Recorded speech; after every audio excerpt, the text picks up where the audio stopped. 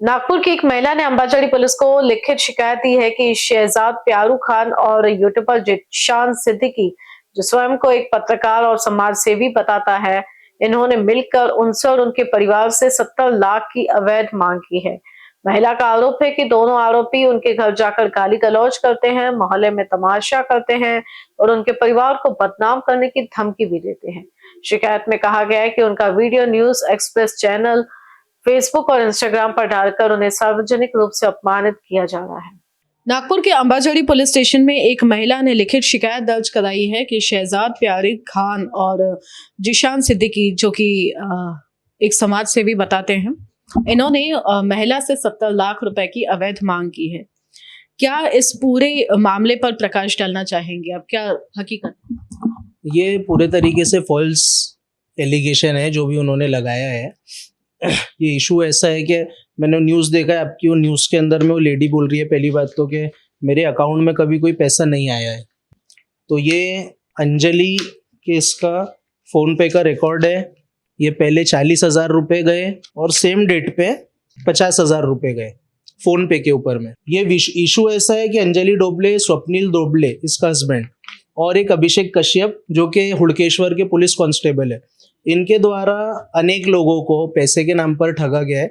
पैसे क्या ऐसा बताया गया कि आप हमारे पास में इन्वेस्ट करो और आपको इसके अंदर में प्रॉफिट मिलेगा। लगभग ये 46 लाख रुपए इन लोगों ने लिए है और हर चीज़ ऑन रिकॉर्ड है। उन 50 लाख रुपए के स्वप्निल ने चेक्स ही दिया है। कई सारे ट्रांजेक्शन है 25-26 लाख रुपए के ऊपर के।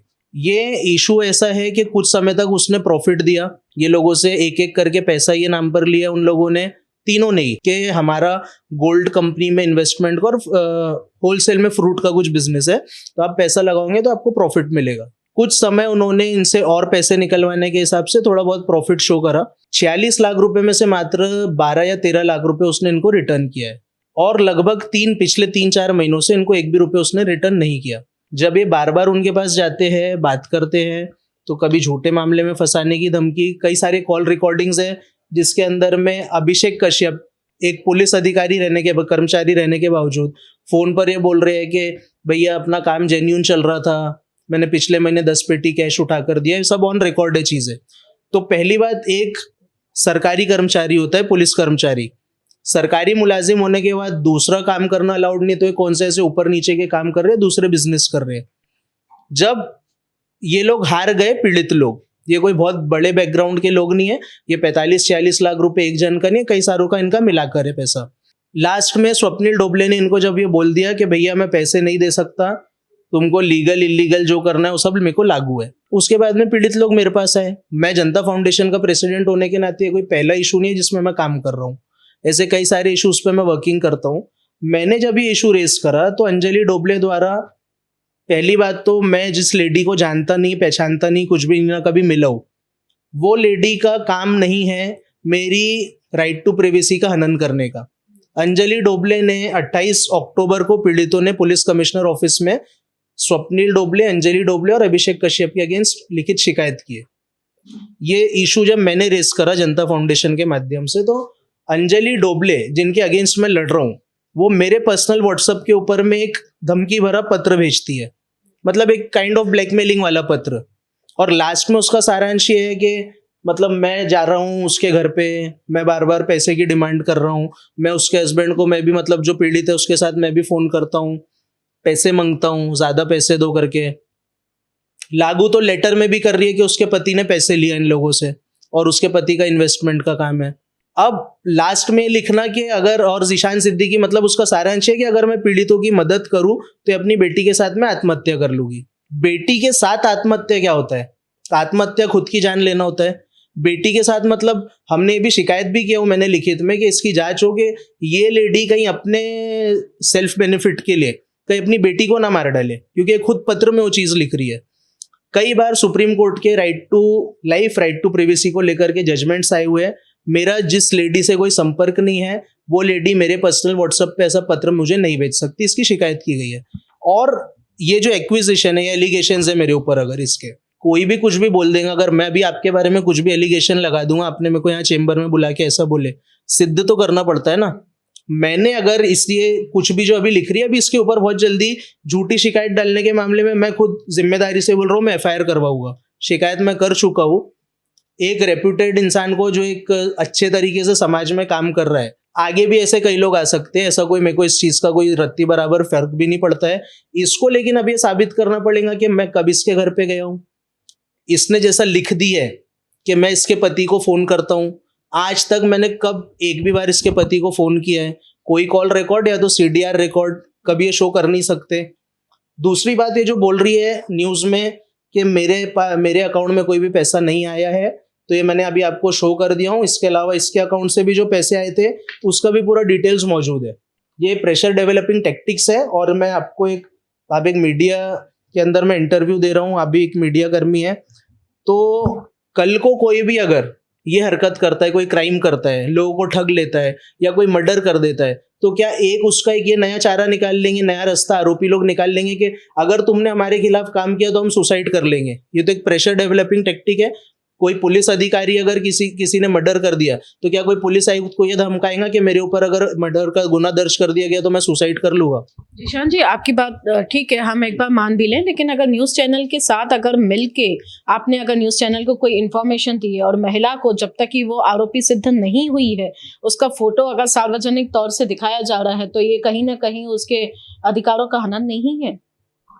मेरे पेज के ऊपर में, मेरे पर्सनल पेज के ऊपर में महिला का फोटो नहीं दिखाया गया है, और फोटो अधिकार हनन है नहीं है मुझे ये सब के बारे में नहीं पता है। ये इतना पता है कि कोई भी न्यूज़, चाहे आप किसी भी चैनल की बात कर रहे हो, कहीं पे भी कोई भी झूठी न्यूज़ नहीं चली है। ये एक बताया गया है, जितने ट्रांजैक्शन हुए हैं, एक भी अगर फॉल्स एक्विजिशन रहता तो मैं जिम्मेदार अपने आप को ठहराता था उसमें। आपने और जो भी महिला जिन लोगों का नाम ले रही है उन्होंने 70 लाख की महिला से मांग की है? नहीं, देखिए मैडम, पहली बात, मैं ना उसके हस्बैंड से मिला हूँ, ना मैं वो महिला से मिला हूँ, ना ही वो जो पुलिस कर्मचारी अभिषेक कश्यप उनसे मिला हूँ। और रहा सवाल पैसे की मांग करना, देखिए मैंने तो मांग करा नहीं हूँ, मैं कभी उनसे, मेरा कोई कांटेक्ट नहीं है। यदि पीड़ितों ने भी जैसा ये बोल रहे हैं, पीड़ितों ने पैसे दिए हैं 46 लाख, वो तो ऑन रिकॉर्ड है, 49 लाख के करीब या 46 लाख के करीब इसने चेक्स भी दिया है, ये ऑन रिकॉर्ड वाली चीज है। तो आप मेरे को बताइए कि अगर कोई 45-50 लाख रुपए किसी को देता है, प्रॉफिट के नाम पर इन्होंने उनसे पैसा मांगा था ना, तो यदि ये पहली बात पीड़ित और उसके बीच की बात है, जो गैर अर्जदार है, स्वप्निल डोबले, अंजलि डोबले और अभिषेक कश्यप, ये उनके और पीड़ितों के बीच की बात है। लेकिन मैं एक चीज और स्पष्ट करना चाहता हूं कि ये पीड़ित लोगों का कोई रिश्तेदार तो नहीं है ये तीनों। उन्होंने पैसे अगर बिजनेस के प्रॉफिट के नाम पर दिए तो जाहिर सी बात है मांगे भी होंगे उन्होंने, उसमें क्या गलत है?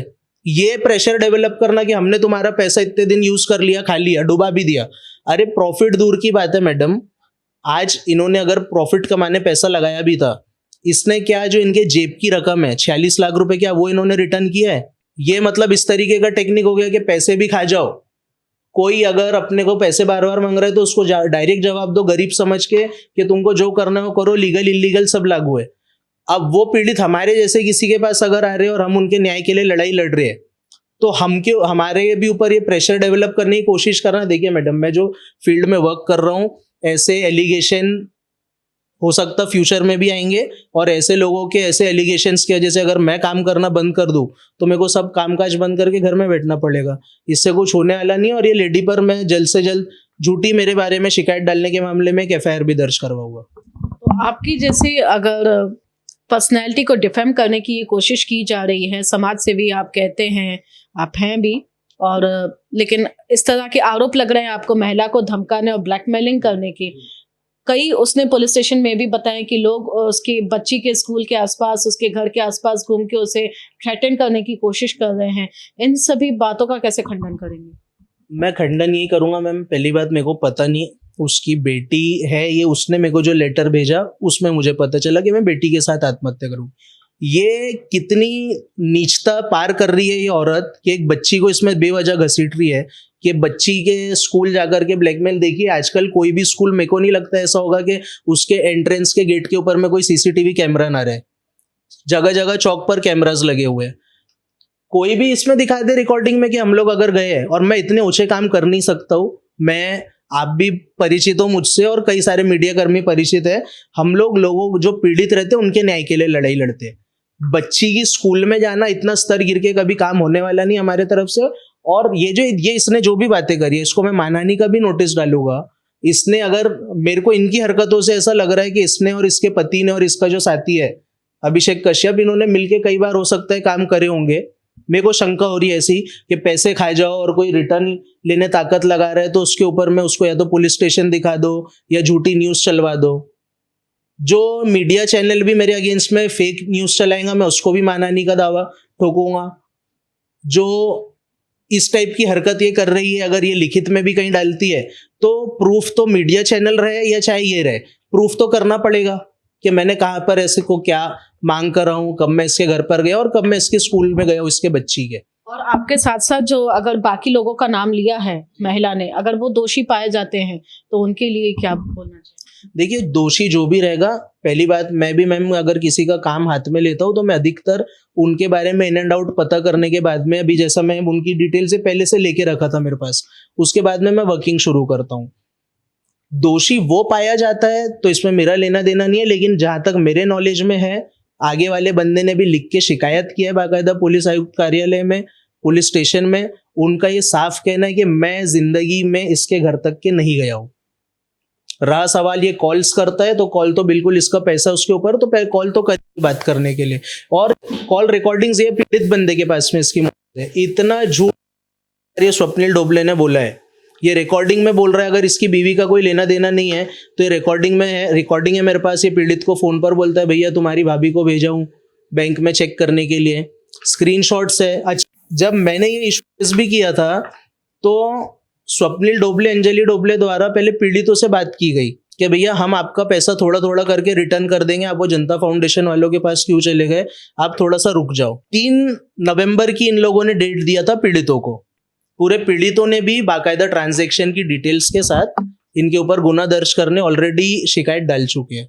तो ये पीड़ितों को कहीं ना कहीं पीछे करने, या तो मैं जो पीड़ितों के लिए न्याय के लिए लड़ रहा हूँ मेरा सपोर्ट उनके पास से हट जाए, इस चीज की मेरे को साफ साफ गंदी और गैरकानूनी कोशिश नजर आ रही है। चर्चित राम झूला हिट एंड रन प्रकरण से सामने आया नाम जीशान सिद्दीकी। इनके ऊपर महिला ने कथित तौर से आरोप लगाई है ब्लैकमेलिंग और धमकाने का, और पैसों को लेकर शुरू हुआ ये हेरा फेरी का मामला क्या सच है क्या गलत, पल पल की अपडेट्स जानने के लिए देखते रहिए BBC News. Video journalist Subhash Putle के साथ निशा पंजवानी, बीसी न्यूज नागपुर।